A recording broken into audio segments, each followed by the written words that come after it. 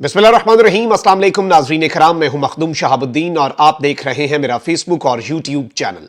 उम्मीद करता हूं आप सब लोग बखैर वाफियत होंगे और जहां भी होंगे अपने अहले खाना समेत खुश भी होंगे और महफूज भी। नाज़रीन कराम, इस वक्त एक बहुत बड़ा दावा सामने आया है पाकिस्तान की एस्टैब्लिशमेंट और पाकिस्तान के ताकतवर हलकों के हवाले से कि उन्होंने ये फैसला भी कर लिया है कि निगरान मामलात किस तरह से चलने जा रहे हैं।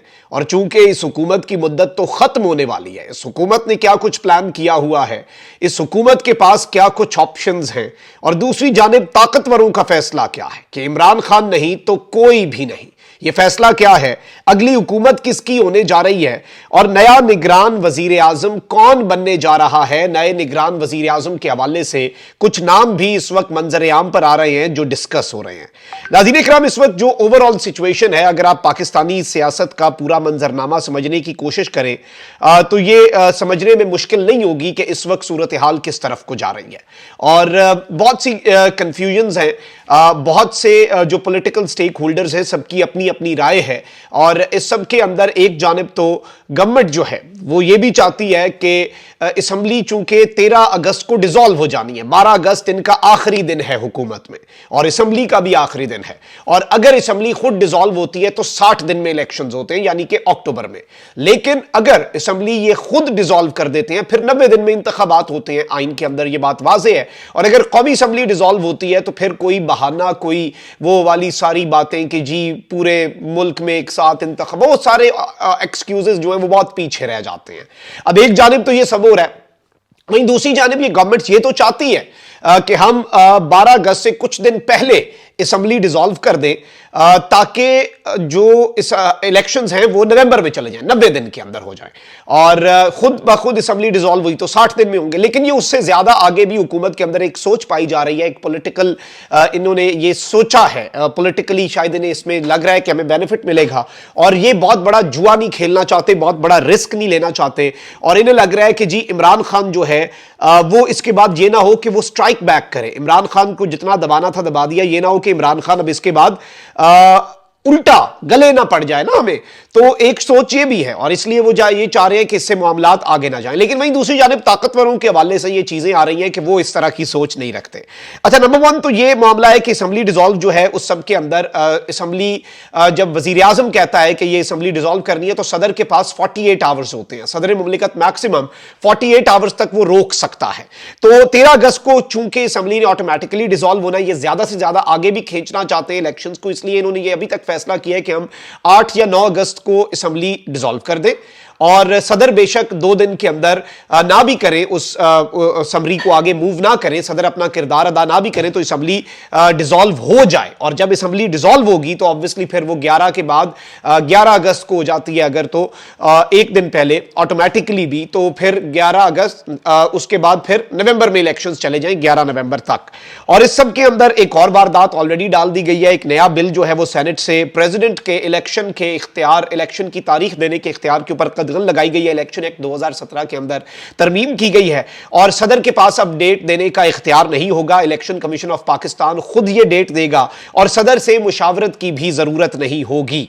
और ये इसलिए किया गया है कि अगर इलेक्शन की डेट जो है वो 90 दिन मैक्सिमम आगे तक खींचनी है तो वो भी इलेक्शन कमीशन अपने तय कर ले, कन्वीनियंटली कर ले। और अगर एक बहुत बड़ा एडवेंचर, आइन शिकनी वाला एडवेंचर करना है कि इलेक्शन 90 दिन से आगे लेकर जाने हैं तो वो भी मामला जो है वो इलेक्शन कमीशन ऑफ पाकिस्तान आसानी से कवर कर ले। तो एक जानिब तो ये सारी की सारी चीजें हो रही हैं, वहीं दूसरी जानिब निगरान वजीर आजम कौन होगा, ये एक बड़ी ऐसी चीज है जिसके ऊपर इस वक्त सींग फंस चुके हैं। और नून लीग की एक अपनी सोच है, ताकतवरों के हवाले से यह कहा जा रहा है कि वो बलूचिस्तान से कोई निगरान वजीर आजम लाना चाहते हैं। और इसके साथ ही साथ जो पीपल्स पार्टी है उसकी एक अपनी सोच है।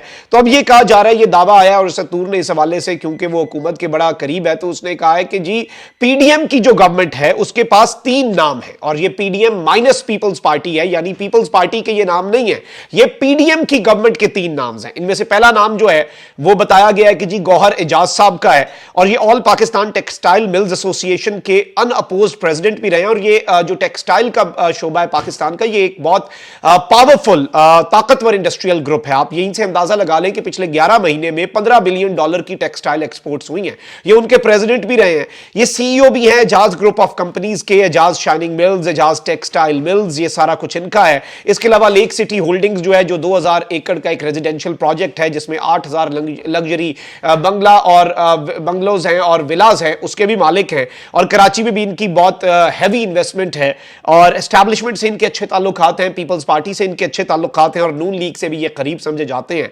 और इन्हें बेसिकली ऑफर की गई है कि आपको अंदर खाते, क्योंकि जाहिर बात है लोगों को भी ऑन बोर्ड लेना, इन्हें ऑफर की गई है कि आपको हम निगरान वजीर आजम बना देते हैं।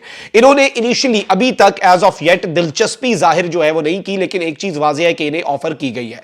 दूसरा नाम जो इस वक्त जेरे बहस है और अंदर खाते डिस्कस हो रहा है, वो अपने बंदे का हो रहा है और ये नून लीग की वारदात होगी। और अब मुझे नहीं पता कि इस वारदात के अंदर पीपल्स पार्टी कहां पर खड़ी होगी। फवाद हसन फवाद और गवर्नमेंट के साथ ये अभी भी है और गवर्नमेंट का हिस्सा ही है एक तरह से। पंजाब में शहबाज शरीफ के साथ थे, पाकिस्तान के सबसे बड़े ब्यूरोक्रेट, यानी कि 2013 से 2000 जब तक नवाज शरीफ साहब की हुकूमत रही, नवाज शरीफ साहब वजीर आजम रहे, उनके प्रिंसिपल सेक्रेटरी भी रहे, सबसे स्ट्रांग ब्यूरोक्रेट थे। इन्होंने बहुत कुछ फेस भी किया नवाज शरीफ के साथ होने की वजह से और पकड़े भी गए और ये तमाम तर चीजें भी। तीसरा किरदार बड़ा एक मुनफरिद सा किरदार है और वो एक न्यूज एजेंसी के मालिक मोहसिन बेग का किरदार है। और ये इमरान खान के बड़े करीब थे, इमरान खान की कहते हैं तकारीर भी लिखते थे, सब कुछ भी करते थे।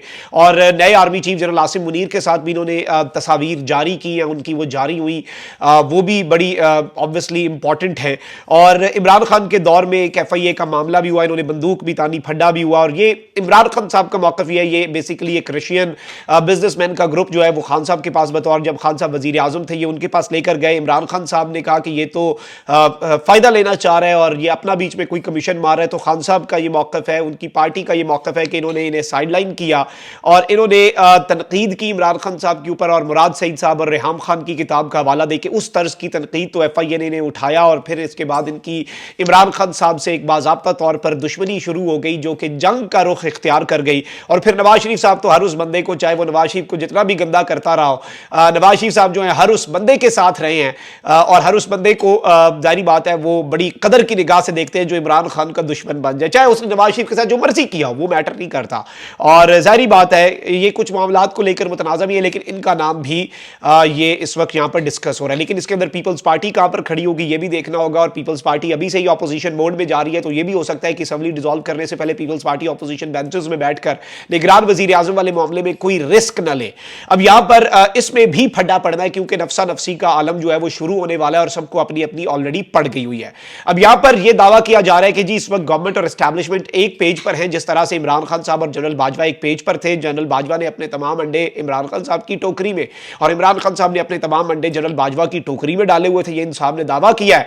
और ये कहते हैं कि इस हुकूमत से अच्छे ताल्लुकात हैं मौजूदा एस्टैब्लिशमेंट के। And I am quoting him, ये कह रहे हैं कि जी शहबाज शरीफ के आसिम मुनीर साहब से, जरदारी साहब की जनरल नदीम अंजुम और जनरल आसिम मुनीर से बड़े अच्छे ताल्लुकात हैं। बज़ाहिर गवर्नमेंट जो है उसने अपने तमाम अंडे एस्टैब्लिशमेंट की टोकरी में डाल दिए हैं और एस्टैब्लिशमेंट ने भी अपने तमाम अंडे गवर्नमेंट की टोकरी में डाले हैं, लेकिन ऐसा है नहीं और एस्टैब्लिशमेंट ने ऐसा नहीं किया। एस्टैब्लिशमेंट के एंड से मुकम्मल तौर पे इन तमाम पॉलिटिकल स्टेक होल्डर्स को डायरेक्टली इस तरह से बेनिफिशरी नहीं बनाया जा रहा। अगर ये बात होती तो इस्तेहकाम पाकिस्तान पार्टी ना बनती, TLP एक्टिव ना होती, अगले 1-2 हफ्तों के अंदर एक और सियासी कुव्वत के आने की जो बातें हैं वो ना हो रही होती। और जाहिर है कि अगली हुकूमत जो भी जिसकी भी बने वो बने नहीं, वो बनवाई जाए, इस वक्त ये अंदर खाते डिसाइड हो रहा है। और इसमें IPP, TLP और आज़ाद अराकीन की बुनियाद पर अगली हुकूमत बनवाई जाए, वो वजन डाला जाए और फिर जाहिर बात है जब आप हुकूमत बनाते हैं तो फिर आप हुकूमत गिरा भी सकते हैं और फिर उस हुकूमत को ऑपरेट भी किया जाए अपनी मर्जी से, अपने टर्म्स के ऊपर। अब यहां पर ये सारी चीजें आप जरा एक बैकड्रॉप था उस कहानी का जो आपके सामने रखनी है। अच्छा, अब यहां पर एक चीज बड़ी इंपॉर्टेंट है कि कहा यह जा रहा है और यह दावा हुआ है कि जी जो इंटरिम गवर्नमेंट के कैंडिडेट्स हैं उन्हें यह बताया गया है कि हो सकता है कि आप 90 दिन के लिए ना आए, बल्कि आपकी जो टर्म है उसे लंबा खींचा जाए। और दो चीजें हैं जिनके ऊपर ये दलील बनाई जा रही है। एक तो यह है कि मईशत के वाले से मुश्किल फैसले करने हैं, लेकिन दूसरा यह है इमरान खान का फैक्टर जब तक खत्म नहीं होता, इलेक्शन उस वक्त तक नहीं होंगे। और जारी बात है खान साहब का अभी भी वोट बैंक जो है वो बिल्कुल भी उसे कोई नुकसान नहीं पहुंचाया जा सका। खान साहब के जो लॉयल लोग हैं KP में वो भी नहीं छोड़ रहे, पंजाब में भी जो डट गए वो डट गए और जो लोग नहीं हट रहे वो नहीं हट रहे, वो अभी भी डटे हुए हैं। तो जाहिर बात है कि इमरान खान का फैक्टर और इमरान खान के अगर सरप्राइज देने का 1% चांस भी हुआ, %, भी चांस हुआ कि खान स्ट्राइक बैक कर सकता है या सरप्राइज दे सकता है, उस वक्त तक इलेक्शंस नहीं करवाए जाएंगे और मुल्क में आइन और कानून जो भी कहता हो लेकिन ये नहीं करवाए जाएंगे। और इन कैंडिडेट्स को ये भी बताया गया है कि जी 1 साल तक आप स्टे कर सकते हैं या फिर 18 महीने यानी कि 1.5 साल तक आपकी जो टर्म है वो आगे बढ़ सकती है।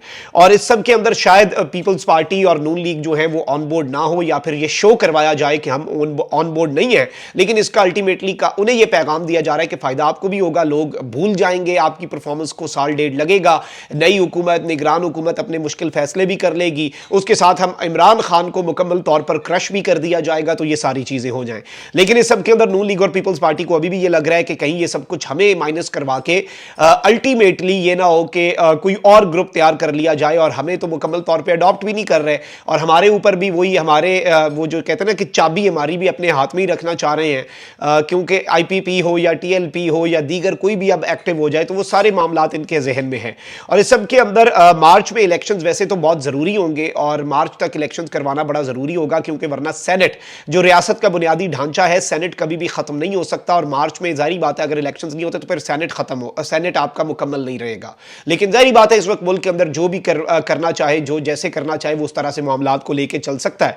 और इस सब के अंदर काजी फाइज ईसा जो कि नए चीफ जस्टिस बनेंगे सितंबर में, आई थिंक कि उनका रोल बहुत आम होगा और ये सारे प्लान्स जो हैं, ये सारे मंसूबे जो हैं जो इस वक्त डिज़ाइन किए गए हैं, ये इंप्लीमेंट हो पाते हैं या नहीं, ये सब कुछ आपको मैं ये बता दूं कि ये डिपेंड करता है, ये सूरत हाल के ऊपर डिपेंड करता है, ये उस वक्त के ज़मीनी हक़ाइक़ के ऊपर डिपेंड करता है। पाकिस्तान के अंदर अनसर्टेनिटी रहती है हमारी सियासत के अंदर और कोई आप बात अभी जो कर रहे हैं हो सकता है वो रात को एप्लीकेबल ही ना रहे, वो रात तक मंजरनामा ही बदल गया हो। और ऑब्वियसली काजी साहब जो हैं उनसे हुकूमत ने तो बहुत सी उम्मीदें लगाई हुई हैं, लेकिन लेट्स सी कि काजी साहब भी आकर क्या करते हैं। सदर तो जा चुके होंगे और सदर का इंतखाब भी ये उससे पहले करवाना चाह रहे हैं ताकि सदर फिर भी कोई मामला जो है उसके अंदर ना टांग अड़ा सके, और सदर का इख्तियार पहले ही इन्होंने इलेक्शन डेट वाला जो है वो कर्टेल कर दिया है। तो अब देखना यह है कि ये मामला कहां तक जाता है और क्या एस्टैब्लिशमेंट इस तरफ को जा रही है कि अगर इमरान खान नहीं तो फिर पीपल्स पार्टी और नून लीग भी नहीं, और कुछ ऐसा नया सिस्टम बनाया जाए, ऐसा नया निज़ाम लाया जाए जिसमें एक जानिब तो तवीलुल मुद्दती निगरान हुकूमत और उसके बाद भी जो हुकूमत आए वो कोई एक पॉलिटिकल फोर्स जो है वो मुकम्मल तौर पे इतनी ताकतवर ना हो जाए कि वो कल को आंखें ना दिखाए। ये इस वक्त दावे हो रहे हैं और ये वो साफ़ी ये बातें कर रहे हैं जो मैंने आपके सामने रखी। मैंने जिस तरह से आपको कहा कि बड़ा दावा, तो ये वो दावा है, ये वो क्लेम्स है, ये वो साफ़ी कर रहे हैं जो पीडीएम के बड़े करीब हैं और जो एस्टैब्लिशमेंट के भी लेटली जारी बात है पीडीएम के करीब होने की वजह से खुद साख्ता वो एस्टैब्लिशमेंट के भी तर्जुमान बने हुए हैं और ये उनकी जानिब से दावे हो रहे हैं। देखते हैं कि इनमें क्या हकीकत है, लेकिन इससे सोच बड़ी वाज़ेह हो जाती है कि पीडीएम के अंदर क्या सोच पाई जा रही है। अपना बहुत ख्याल रखिए। अल्लाह निगहबान। पाकिस्तान जिंदाबाद।